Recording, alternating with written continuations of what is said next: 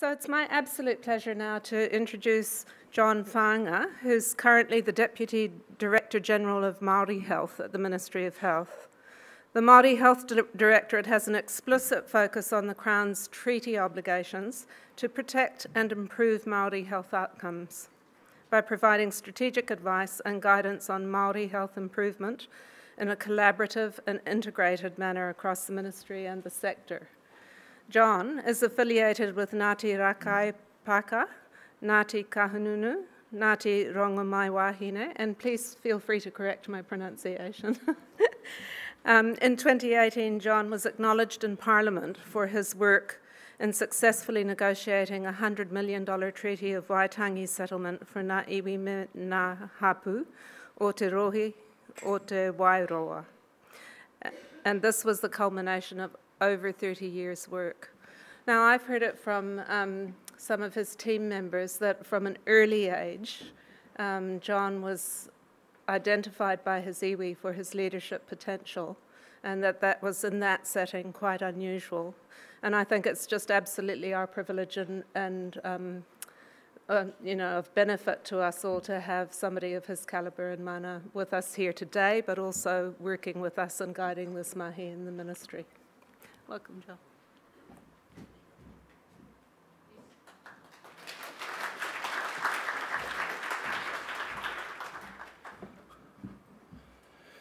E aku nui, aku rahi, aku whakatamarahi ki te rangi, tēnā koutou, tēnā koutou, tēnā koutou katoa. Nā tai e haruru mai nei ki te whanganui a taraika, ki te upoko o te ikanui a Māui tiki a taranga. Tēnei ka mihi atu, tēnei ka tangi atu. Ka tangi atu ki o tātou nei tini aitua, e hinga mai nei e hinga atu rā. Ko rātou kia rātou, ko tātou kia tātou, huri rauna, tēnā no tātou katoa. Tēnā koutou me ki i ngā ringaringa, i ngā waiwai, koutou e hāpai nei te hauora o tō tātou iwi, tēnā ka mihi atu kia koutou. Tēnā koutou ai rungi ngā mahi, kua mahi a kia koutou, tēnā koutou me te whainga matua ki rungi ki mui a tātou hiaha tērā, ko te oranga tonutanga o tō tātou iwi. Nā reira huri rauna, tēnā koutou, tēnā koutou, tēnā tātou katoa. Kia ora tātou. I understand that unfortunately people have been talking up my presentation and talking up my skills. I always like to set a very low bar so that I can deliver on it. Unfortunately, that's been taken away from me now, and I understand I've got to be exceptional.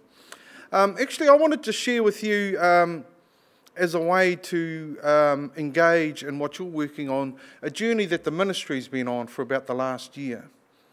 And to use that as a way to demonstrate how it is we've come to understand and articulate our responsibilities both to the Treaty and Māori Health, how that has then informed our thinking and engagement with Māori about what we need to do in the next 5 years, and to make a few parting observations at the end about where I think our equity responsibilities sit with all of us. I want to start with a treaty kōrero. So if you aren't aware, the Treaty of Waitangi was signed initially on 6 February 1840, but it was taken over some months afterwards to over 50 locations, from Kaitaia in the north to Ruapuke Island, which is just off Invercargill in the south. It was also, there were a number of discussions held at Waitangi after 6 February 1840, and in one of those, this particular rangatira here, ko Āpirahama Taonui, turned up.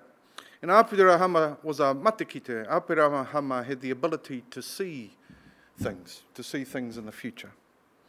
And he turned up and he came to the marae and he saw that there was a table. On top of that table was the flag of England, and on top of the flag of England was the treaty to be signed.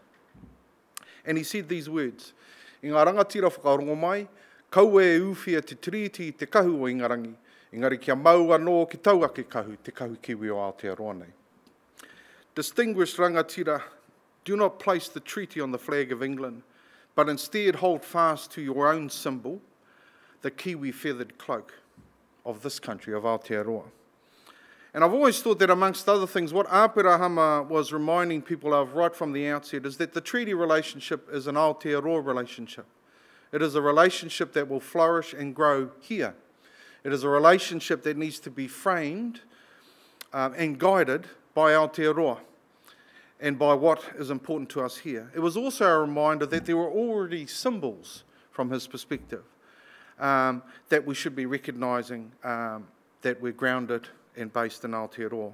And as I said, I've always thought that one of the learnings from Āpirahama's saying was that we should be very clear about where we're starting from. We should be very clear on those things that are important to us.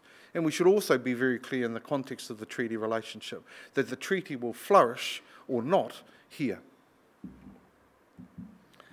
When I arrived at the ministry last year, we had an equity framework and we were desperately trying to fit the treaty in it. And so my reflection to my colleagues was, I think we've got it the wrong way around. And I suppose that began a journey for us. We're very clear that unless the foundations of our thinking are correct, the rest of the house we're building up on top of it's not going to be very stable. And certainly for me, in the context of the work I do in Māori health development and in relation to meeting our treaty responsibilities in health, that framework starts with the treaty. As I remind my colleagues, when I go out and engage in the sector, people aren't using the language of equity, they're using the language of rights. They're using words like mana motuhake from the Declaration of Independence in 1835. They're using words like tino rangatiratanga from Article 2 of Te Tiriti o Waitangi. More recently, they're using the language of the Universal Declaration of Rights of Indigenous people. The other thing I was conscious of when I arrived at the ministry was there was a fertile discussion, particularly led by people giving evidence in the Y2575 hearings, that the government needed to utilise the words of the treaty, not treaty principles.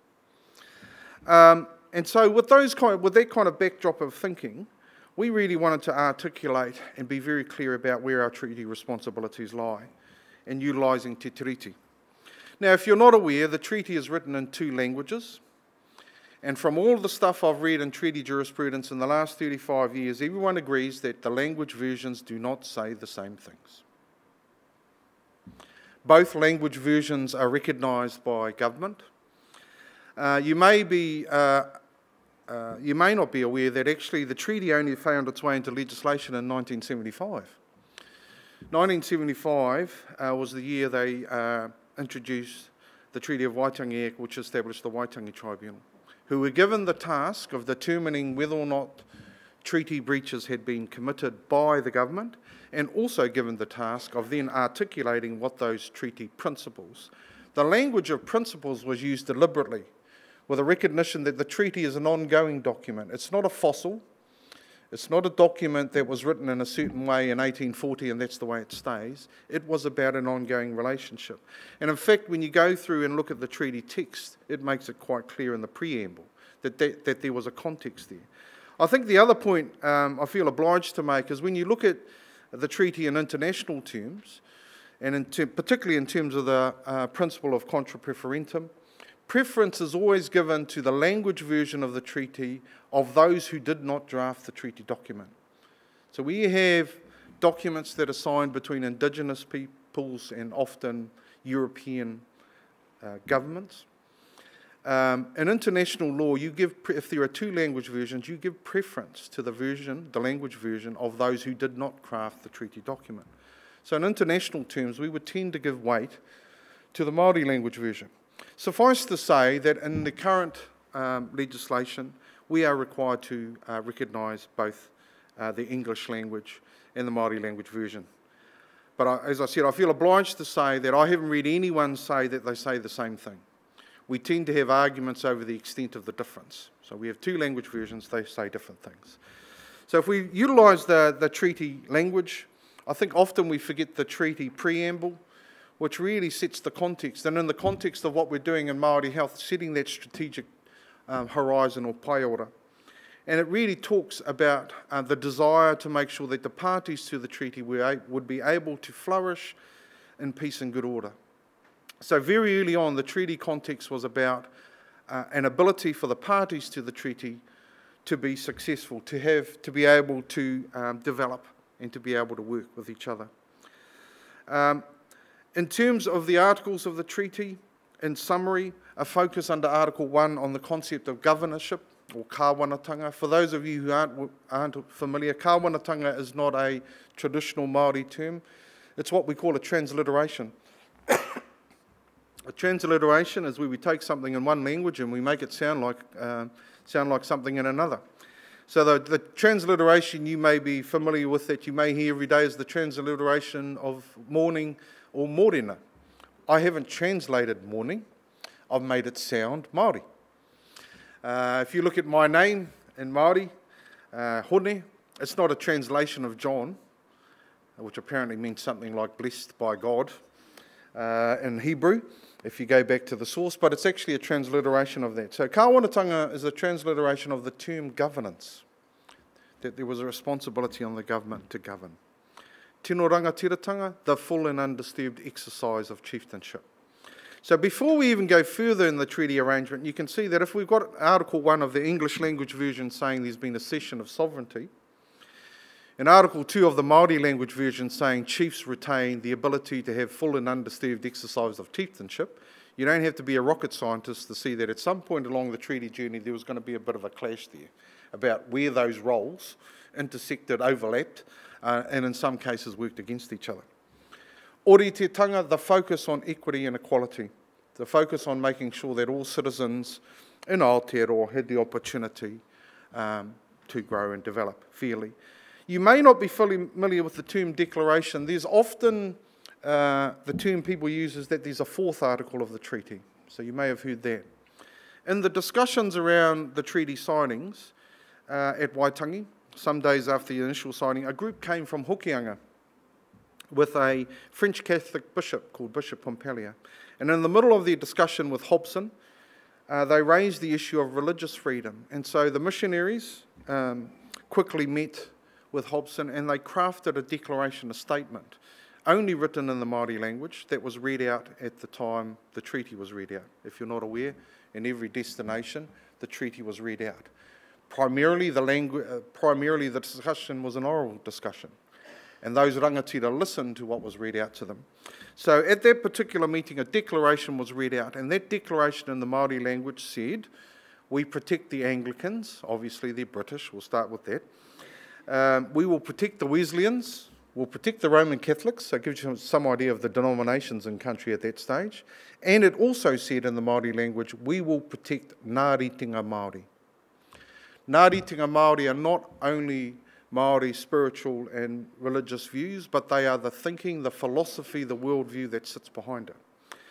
So you may not be familiar with the term declaration that's used to describe what some people refer to as the fourth article. I don't describe it as the fourth article because I'm told by lawyers that if it had been written into the treaty document, we could refer to it as an article. Because it was read out alongside the treaty, it's a declaration. Nonetheless, for those rangatira there who were listening and deciding whether or not they would sign the treaty, it had the same weight as the rest of the treaty that was read out to them. It was an important consideration for them before they made the decision about whether or not to sign. So if we looked at those three articles in a declaration, for the ministry we said, so what does that mean for the big things that the ministry has to do? We have a huge role in the ministry, linked to Article 1, to be looking at stewardship across the sector. Now, I'm not talking about stewardship in the context of economic analysis, where stewardship is about the efficient and effective use of resources. I'm talking about stewardship in terms of the role the ministry has to be looking across the sector to make sure it's fair, to make sure that people are getting what they're entitled to, and to make sure that the government's intentions and government policies are being delivered on. Under Article 2, a clear responsibility for the ministry and the health and disability sector to focus and support iwi and Māori health development. Under Article 3, a strong focus on equity, and as I said, putting it in this context, from my perspective, you get a better view of where equity sits within the broader range of Māori health aspirations. For instance, while equity is a very important consideration and driver for us now to make sure that there is population parity for Māori, there are things that Māori want in relation to their health which aren't about their status or relativity to other population groups. So when we're looking at the desire for Māori to develop their own traditional healing services, that's not about their relationship with any other population group. That's about their ability to be Māori. And I think that's an important context. Equity is a very important driver and a very important focus of what we're doing in Māori health. But I point out to people that it's not the sum total of the picture that Māori see when they talk about their aspirations for Māori health and Māori health development. And then under the declaration, a real responsibility for us to be protecting mātiranga Māori, to foster Māori ideas, Māori thinking, and to utilise those ideas and thinking, as we already do in the health sector, to inform how we develop services, not only for Māori.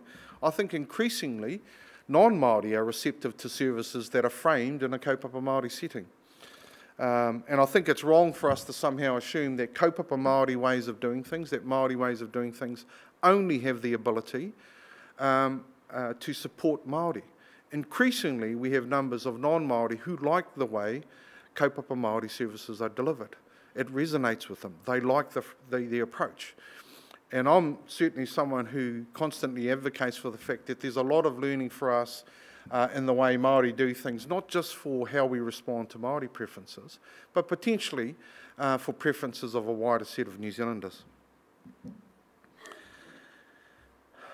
One of the things I was keen to do in terms of thinking about and articulating a very strong foundation around the treaty and Māori health was reflecting back to my colleagues some of the terminology and the ways that Māori are conceptualising health and getting them used to understanding that. So we looked at the articles of the treaty and we said if we were utilising the Māori concept of mana, how would we give that some expression and understanding in relation to treaty responsibilities? So mana whakahaere is the ability to run something. Whakahaere means you run something, which from our perspective links to the government's role to govern. Mana motuhake is special. Mana motuhake recognises the indigenous and unique place that Māori have in this country. Mana tangata, that refers to our ability to look after people. You know, my old people didn't say it was just Māori people who had mana, they said everybody had mana. And my working definition of that is that mana in that context means that everybody is worthy of respect. Everybody has an ancestry in a place that's worthy of respect. Tapu, if you put it in that context, recognises the innate sanctity of life that people have. So mana tangata, our focus on making sure that there's fairness and justice across the system. And mana Māori, that we are purposefully supporting the ability for Māori to have and their ability to practice both cultural identity and cultural integrity. So that was looking at our responsibilities from utilising the articles of the treaty. Nonetheless, the principles of the treaty have a place in our thinking too. As I said to you, the language of principles has only been something recognised in law since 1975. The simple notion, when you go back to Hansard and the debate in Parliament at the time they were passing the Treaty of Waitangi Act, is principles was used as a way to refer to the need to bring the treaty understanding into a modern context. In health, our first use of treaty principles sprung out of the work done by the Royal Commission on Social Policy in their April report in 1986, where they developed what's become affectionately known in the health sector as the 3 Ps: partnership, protection and participation. The last time the Waitangi Tribunal, prior to last year, looked at health was in 2001 when it looked at the Napier Hospital claim, and it decided that there were 4 treaty principles which applied in health. And then early last year, around March, or April, they released the Y2575 Hauora report, and they outlined 5 treaty principles. Now, if you're not familiar with Y2575, in short, there are 2 broad groupings of claims lodged in front of the Waitangi Tribunal. The first grouping are those claims related to what are called traditional claims, which for the purposes of the tribunal legislation is anything prior to 1991. You might say, why 1991? Because that's when they changed the legislation. After 1991, if we are looking at government policy and practice since then and a claim in the tribunal, that's referred to as a contemporary claim. Most of the traditional claims or historical claims, have been settled with tribal groupings, iwi.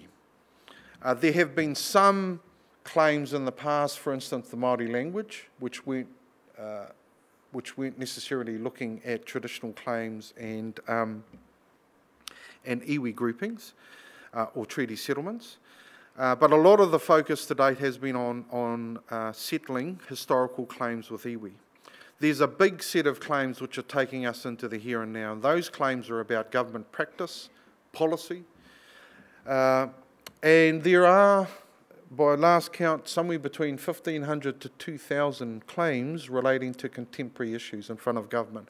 They span everything from an individual person's dealings with government or government agencies to people, to claims that are about whole sectors and structures and everything else in between. Now, for the tribunal, when it looked at its contemporary claims and tried to figure out how it was going to address them, what it decided to do was to group them together thematically. So they have 11 kaupapa inquiries, they're called, one of which is health. So within the Y2575 kaupapa inquiries, there's some 300-odd claims relating, again, to the individual experiences of people in health. Some of them relate to specific health policies like alcohol and tobacco. Some of them relate to the operations of district health boards, primary health care. So if you're not familiar with Y2575 or the Hauora inquiry as it's referred to, that's what it's referring to, a grouping of claims that relate to health that are being investigated by the Waitangi Tribunal. The first of those in stage 1 last year were primary health care. And so in that report, the tribunal made a number of recommendations. Now, in outlining its treaty principles, there's a couple of points I want to make. The tribunal, as far as I'm aware, is still the only established legal entity whose specific responsibility is to do two things: to determine whether or not the Crown has breached its treaty responsibilities, and then secondly, to advise which treaty principles relate to the resolution of those breaches.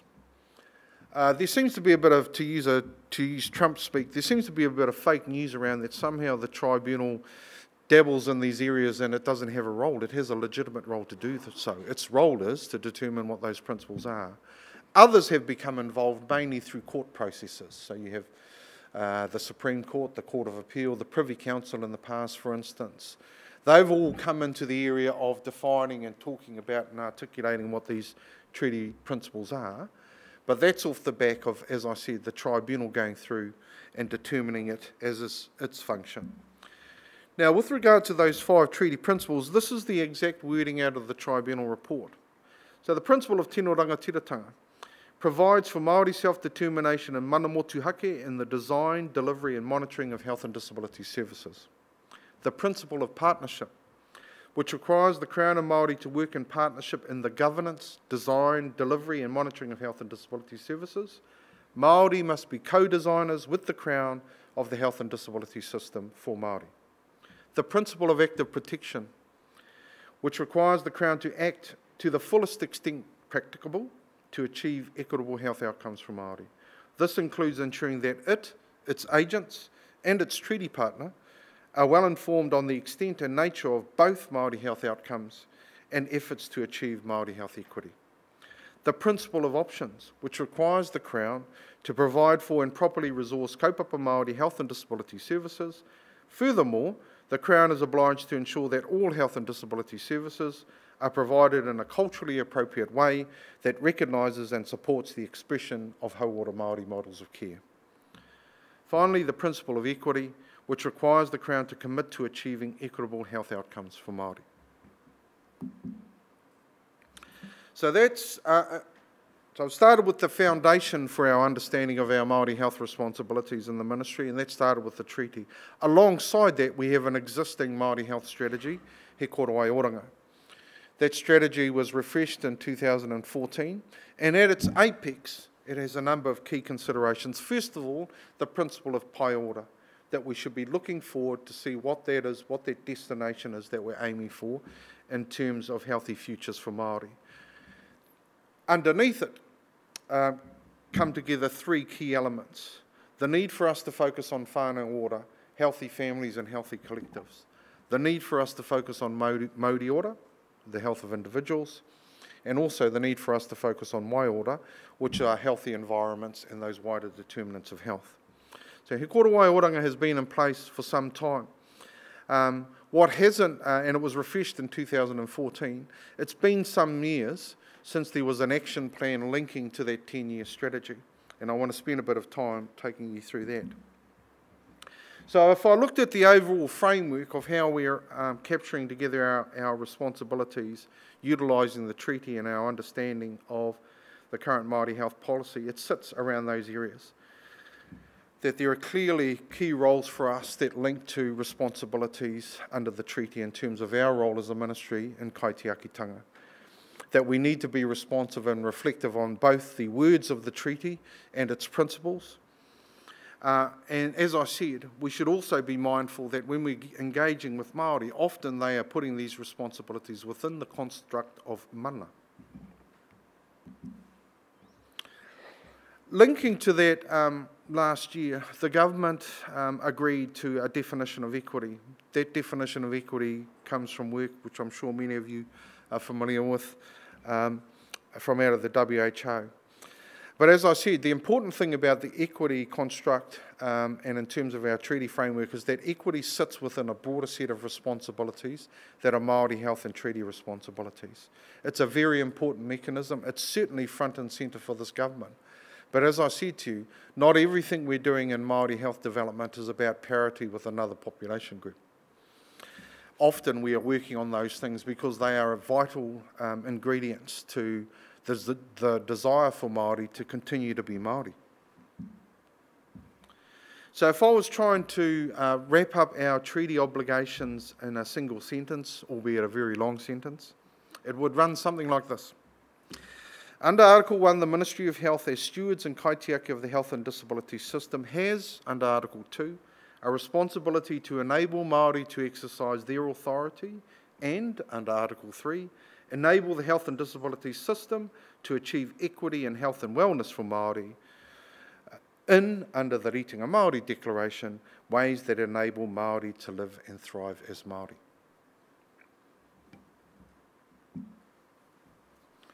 So in looking at that foundation and preparing as we were late last year to go out and engage with Māori about our next 5-year Māori Health Action Plan, we did a couple of things prior to going out. First of that was we were conscious that in the last 2.5 years, there have been significant engagements with Māori by government agencies seeking their preferences and their aspirations around things like mental health, child and youth wellbeing, Māori-Crown relationships. We wanted to draw on that rich source of information in helping us think about how it is we should be framing up those key objectives for us in the next 5 years in health, and also to be able to then reflect that, as we did do late last year, in community and consultation and engagement. And when we looked through that material, when we looked at Māori health development over the last 10 to 15 years, when we looked at what was coming through in terms of Māori aspirations, more broadly, but in particular in health, 4 big areas came front and centre. The first of those is Māori want to be able to exercise their authority to improve their own health and well-being. Funnily enough, Māori aren't interested in being passengers in somebody else's bus. Some of them want to be the bus drivers, some of them want to build a new highway. The point of it is, though, is that we do have many Māori organisations. They're quite happy to work alongside government, but they want us to be very clear that this is part of where we're going towards. They are very clear that the end point for them is they want to be in a stronger position to look after themselves. Secondly, that the health and disability system has to be fair and sustainable and has to deliver for Māori. Which links to that third area that the health and disability system needs to address racism and discrimination. Now, at the time we were out engaging with Māori last year, it was about 3 months after Christchurch. And as someone who's been around government since 1989, I cannot remember a time where we have been invited into a national and international discussion led by our Prime Minister to address these things. We've been talking in the aisles and alleyways about institutional racism and health for ever since Eri Hapiti put out Kawa Whakaruruhau. We are now being invited by our Prime Minister, no less, to bring that out into a more open discussion. And it's a challenging discussion.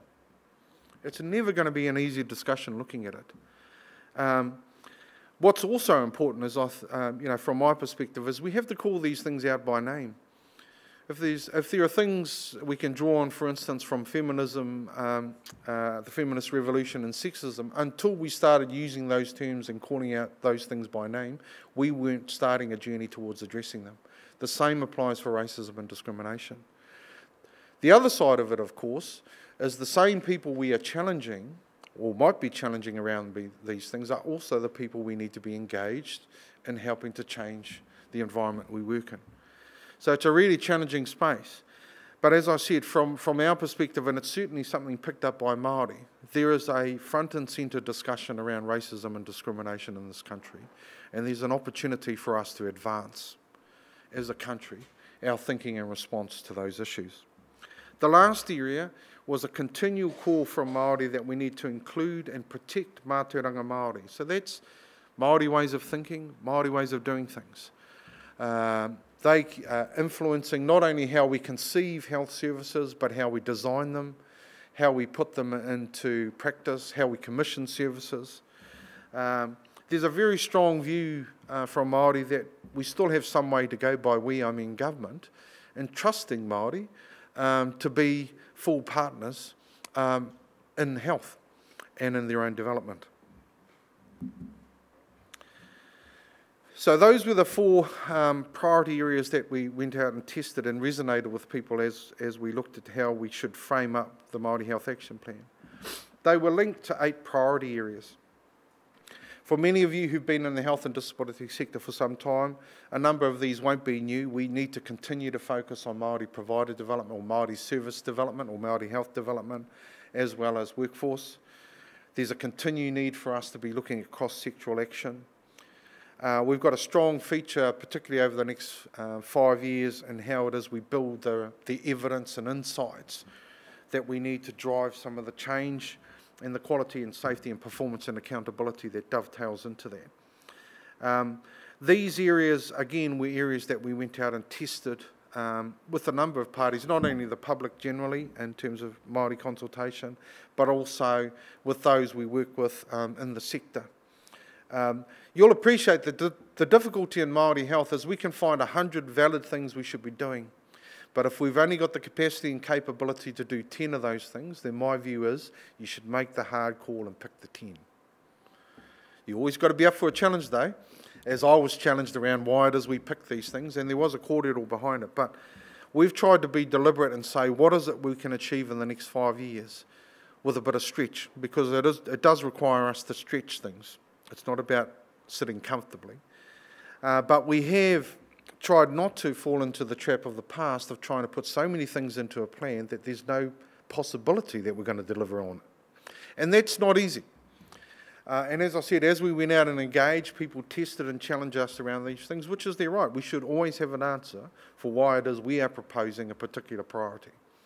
But those are the priority areas sitting underneath the Health Action Plan. One of the things I reflect on as we are doing this work is this saying here from Sir James Henare. Ko tawhiti kē tō haerenga mai, kia kore e haere tonu. He nui rawa ngā mahi, kia kore e mahi tonu. You've come too far not to keep going. You've done too much work not to continue on. There are a variety of different stories as to how that saying came about. To keep myself on safe ground, I'm going to tell you what my grandfather told me. He was a member of the 28th Battalion. He said that these were words said to them as they were in North Africa getting ready to... So they'd finished the North African campaign and they were about to get ready to go across the Mediterranean to Sicily and Italy. And when Sir James looked at his men, they were tired. They'd come through some of the most intensive fighting in the Second World War. And for the Māori Battalion, while there was a source of strength because there were strong relationships and family relationships, it was also a source of great sadness. The people they saw dying alongside them weren't just their mates, they were often their brothers, their cousins, their uncles, their nephews. And my grandfather said that as Sir James looked across his troops, he wanted to give them some words of encouragement. And these were his words of encouragement, really saying, you know, we've come too far not to keep going. I know you're tired. I know you might think it's time to have a rest, but we can't. We've got to keep going. And for me, that's our continuing challenge in equity. We have to end Māori health. It is challenging. It will tire us out, but we have to keep going. So I said to the team, I've got to go and talk to the long-term conditions conference. Make me look like I know something about long-term conditions. Yeah, no, I could have said, yeah, look, I pulled this together after extensive individual research, but you'd know I was lying. These are some of the, now I'm not going to go through all of these are some of the stats that they pulled in front of me.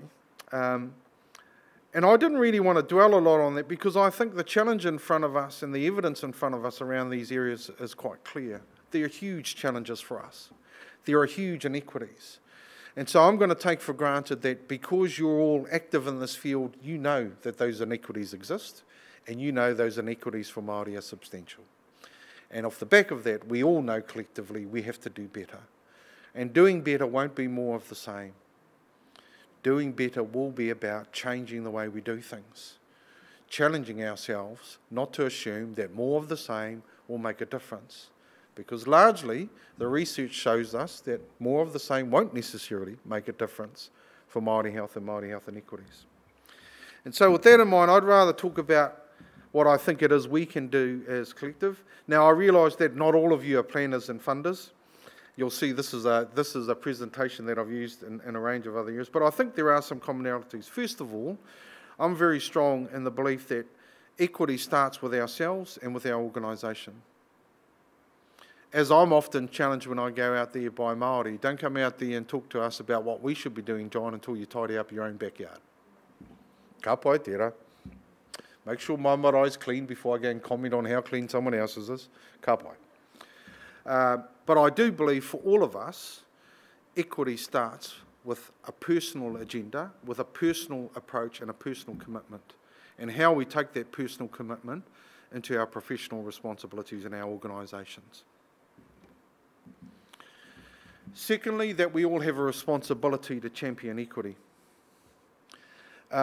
It's disappointing to me that I still get asked questions about why it is we're focusing on equity. It was interesting, I had a session with the Whaanga Water reference group that Minister Hinari has established, and one of the members of that group said, you know, I was at a meeting yesterday and someone said something which really resonated to me, which was, when you're the recipient of privilege, you see equity as oppressive. And I sat there and I thought, that's interesting. And again, that's that challenging space when we talk about equity, when we talk about privilege, and when we talk about fairness. But as I said, we all have an opportunity and an obligation, from my perspective, to champion equity. In our context, as in our professional context, in our personal context, we are leaders. We have the ability to influence people. And unfortunately, there's still a wide public view that equity means everybody gets the same thing. And that's not, as you well know, what equity is.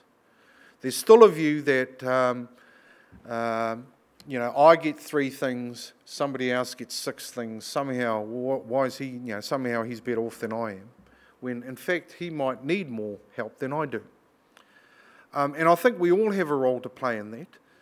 That there's still, as I said, a general public understanding that somehow equity means everyone gets the same thing, and that's not.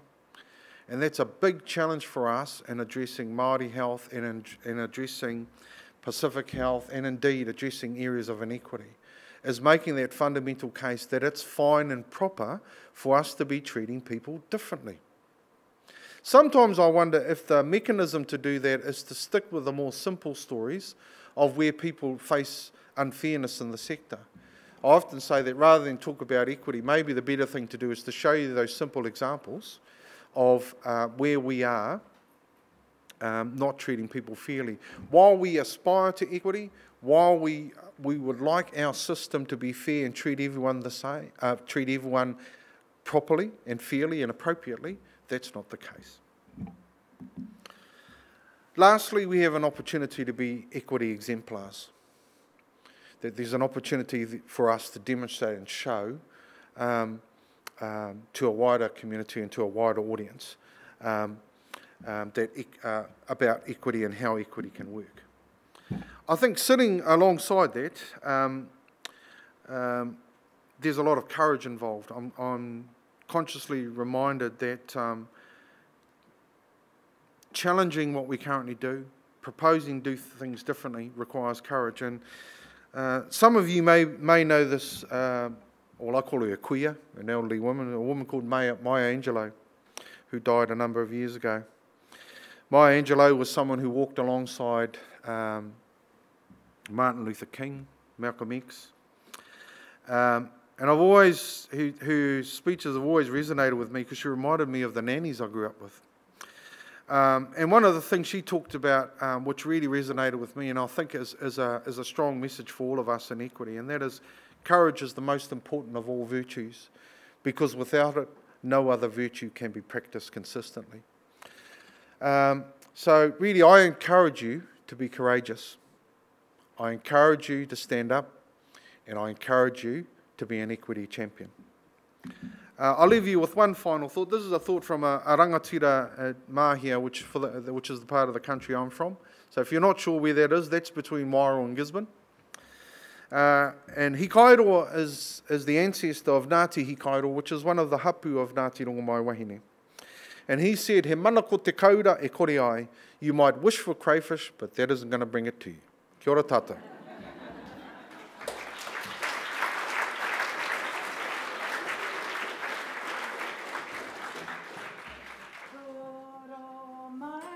Tō ringa ki a hareru tia, tō ringa e awhi pono, e awhi taku tinana.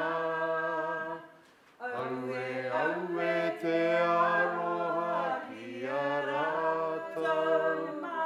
Aue te aroha nā whakaroto nei. Tia e ngā iwi ki a rewa ki runga ngā taonga nā matu.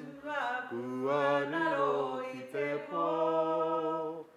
Aue te aroha ki a rātou ma.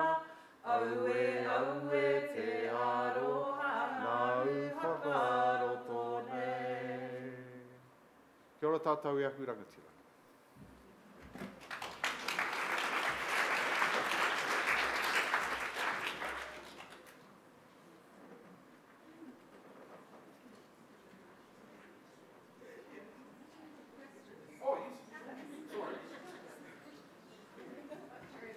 I wasn't sure if the 5 minutes there was giving me a hurry up to...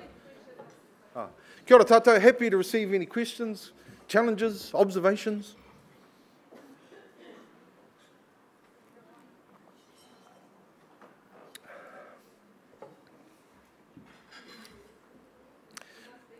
Kia ora. Just wondering if equity within Māori. Yes. We are planning pilots and things alongside Māori, and we want to advantage one group over another. Is that whole justice and fairness thing come in as well, or is it okay? So, for example, we might want to give a group some funding to do something, but it means others won't get that, only a certain group will. Absolutely, that's part of the hard core. I mean, at the core of things, we're not always getting new money to do a whole lot of new things. We have to juggle around different priorities. And we will be deprioritising things and reprioritising others. That will mean at some stage that we are doing more, let's put it that way, in Māori health than we might be in other areas. And as I said, part of it for me is there is good evidence at the moment which shows us that we should be prioritising Māori health. There are clear inequities, for instance. There are clear differences between populations. There is clearly unfairness. I do think one of the roles the ministry has alongside people who are doing the right things is to actually stand alongside them, because you will get a backlash. You will get a backlash from people who say, no, actually this is unfair because they're getting 3 things, we should get 3 things. I'm not going to lie to you and say that somehow there's a magic wand that makes it easy, but what it does mean is we've got to go out and be very clear with people as to why it is we're making these changes. We need to present. Sometimes I think we're not very good at providing evidence that already exists about why we should make a difference. And I do find, because I've done a number of these things out in the general public, that they're actually up for that. We've got to find a way to present it to them so that they understand that we've got unfairness. I do think that many New Zealanders have a view that they are strong in terms of understanding fairness and justice. Sometimes with a mix of historical amnesia, I feel obliged to say. But nonetheless, we have to bring that in front of them. And I think there is clear evidence and there's a clear reason as to why we need to do things differently. And we have to go out and present it. We will get some kickback. But that's not an excuse for us not to be doing things. We're not going to change things unless we start advancing different ways of thinking.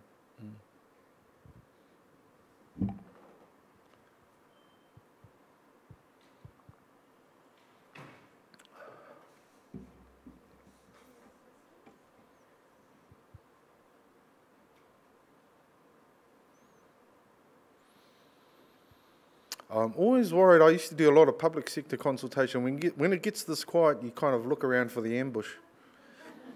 Maybe that'll come when I walk out of the room.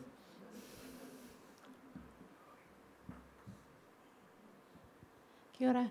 Helen, it was a really good presentation. I learned so much. If I was fiddling, it was just because I was tweeting and stuff, messages. But you have to say that now, don't you, in case you were doing emails. I guess my observation was that when we talk about equity is not everyone not getting the same thing, the extent, and then your point about not doing things the same way, the extension of not giving everyone the same thing is not everyone has to go through the same system. And so, I mean, I've always worked in mental health and addiction. Let's think about the standard interview process to get a job. Just biases people who are lacking in confidence. So I think the extension of not everyone have to, I think we've got to, if we're serious about changing, we've got to question the processes and the practices we use even more, and that's an extension of that equity principle, I think. Yeah. No, and you're right, and I think we shouldn't forget that some of the things we need to do to respond to equity aren't always about the big things. They are about changing sometimes the way we think about how we recruit people or how we engage. That framework which I presented at the beginning of that presentation, the treaty framework, is exactly the framework that I've been using to discuss with all of my DDG colleagues and Ashley about the KPIs each of them have to have around the treaty and Māori health. And what I've invited them to do is really, and what we've agreed to do is to re-look at those every 6 months, because I've said, look, just get on with some of the doing. Pick the 3 to 5 things you can do in the next 6 months and do them. One of the hard calls for us in the action plan was to find a small number, 3 or 4 things that we're going to drill down and try and do well and try and make a big difference rather than try and pick the list of 40 things and to drill down and do them. Some of it's about challenging the way we ordinarily think about our business. But I think one of the simple things, for instance, we're doing as a senior leadership team is that every 2 months, equity's on our agenda. We have a big meeting once a month, which is where we consider all the big business cases and papers across the organisation. And at least every 2 months, we agenda equity into those meetings to talk about what it is we're doing. Now, you might say, well, that doesn't sound like a lot. Well, what it means is we're putting equity front and centre in our business. We're putting equity front and centre and prioritising time. And that's always good. It's one of the most simple things we can do is to put it on our agenda. Because ultimately, responding to equity will be about us starting, sustaining, and keeping a discussion going around it and looking and reflecting on what it is we're doing and challenging ourselves to do more. Yes? Thanks, John. Question about courage. I really like that because it resonates, and about aligning up across the sector. So those who are privileged, that often comes with power, influence, and eloquence, and knowing how to lobby. Yes. So if we are going to address equity, those who are privileged inevitably have to get less. Yes. And they don't like it. So I suppose it's how do we align across the sector for that? So at Health Hawke's Bay, we've done a small thing, for example. We are only funding cardiovascular risk assessments for Māori and Pacific people. It's only a small thing, but we want to do that to a much greater extent, to target funding. Now, we are, I suppose, predicting that those who are privileged may lobby as we start to want to do more. So how do we get, like, the support? Yes. Ministry, DHB, primary health organisations, so we're not picked off. Yes. So there's a couple of things there that I'm doing right now. So I had a session with the DHB board chairs late last year, and I've been through one round of training with the northern members, new members of the DHBs, and I'm going to the next training events. And one of the things I've talked to them about is that letting the ministry know what they're doing in that space so that we can be alongside them, so that we can say to the minister, for instance, there may be some noise coming through soon, that people who aren't happy about this, so that you're not caught in that, so that the DHB isn't caught in a space where somehow they're feeling under pressure. So I think that's something. The other thing is I'm very keen for us not to practice Wellingtonitis. So one of the features of Wellingtonitis, and I've been down Wellington since 1985, is that it hasn't been invented if we've invented it. If we haven't invented it, well, actually there's a lot happening in the sector that I think the ministry's responsibility and role is to not try and invent it, but to get alongside it. So, for instance, I have spent some time more broadly talking with Hawke's Bay DHB about the overall equity program, because I thought, one, it was important to understand it, and two, what I've also said to them is, when you're at those critical points, let us know. And we're happy to come alongside and provide that support. We're happy to make sure that we advise ministers what you are doing in terms of and where the benefits are. I think the other thing alongside is having very strong evidence. Unfortunately, we do have people who will knock these things no matter what we do. And so one of the ways that I think we can manage that is to have the clear evidence which shows the difference. And I don't think, I'm not talking about your example, for instance, but we're not always purposeful about that, I think, sometimes. We need to make sure alongside the initiatives that we're doing, there's a clear evaluation track, and we've clearly got good insights in there, so that when those hard questions get asked, we can say, here's the difference that this intervention or this different way of doing things has made to this population, and be able to demonstrate it in ways that people can't argue. The last point I'll make, which is an area we're looking at the moment, is how we explore getting some fairness when you talked about privilege, for instance, with our iwi and Māori partners in health. So all DHBs are required to have iwi and Māori health partnerships. One of the things I'm exploring with both the DHBs and those iwi and Māori entities at the moment is how we can support our iwi and Māori partners to engage with us.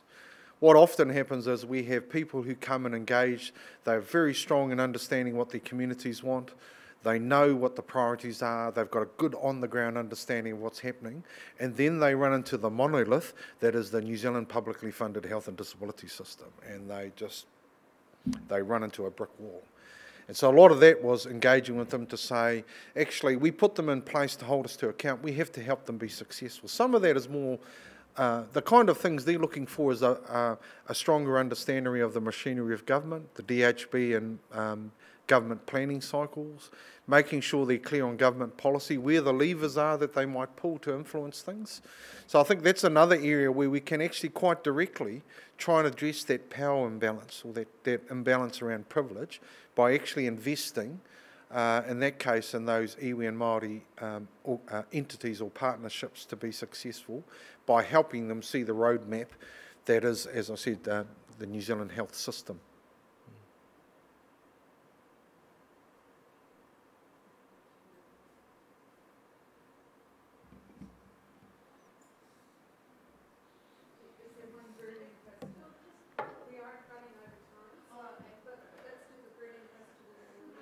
That's okay, we've got 5 minutes of equity up our sleeve. Where you go?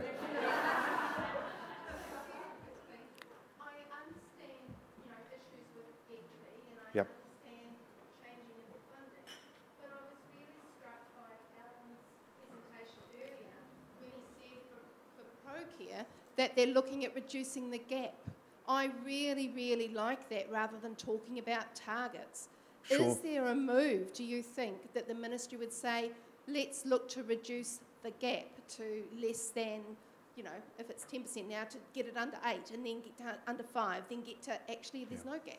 Would that be a better option to look at reducing equity across the country rather than our targets like 90% of this and 50% of that, well, no, 70, you know? Yes.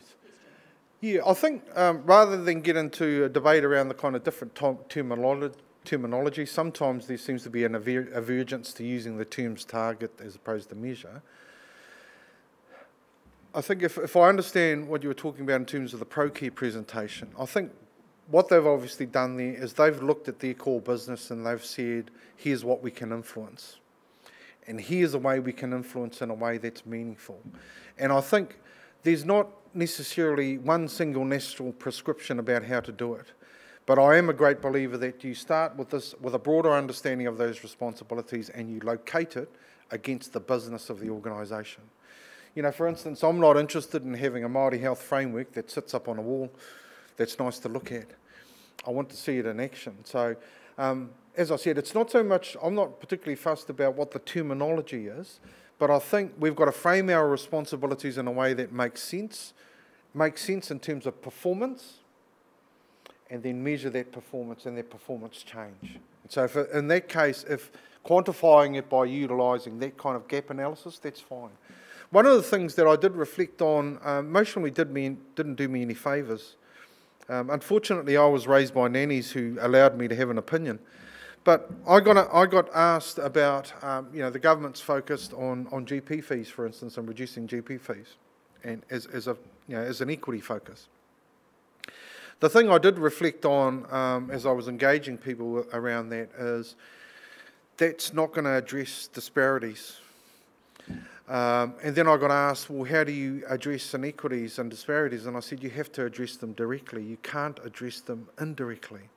And that's why it always brings us into that challenging political space, because what I am obviously advocating as part of that is we have to do things differently for Māori.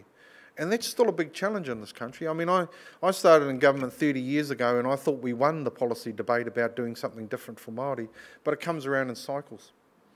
Every 10 years or so, the debate comes up again about, well, why are we doing this differently for Māori? Why are we doing this differently for Pacifica? Why are we doing this differently for people with disabilities?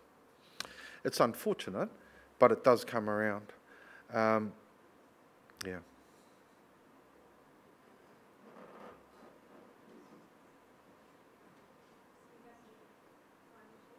No, just to say that, you know, first of all, I appreciate the opportunity to be able to coordinate with you and engage with you.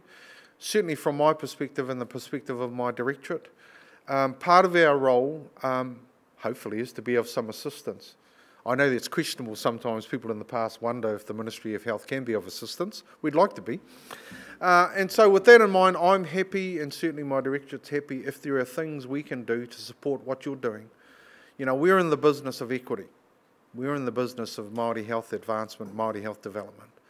So if there are things we can do to partner with you to help you make a difference in your communities, make a difference to Māori, we're up for that. So no, that's all. And really just my final point, which is we all have a responsibility and we all have an opportunity to be a champion in this space. Nā reira I aku rangatira, kāre ko oti taku paupahu kōrero, tēnā koutou, tēnā tātou katoa.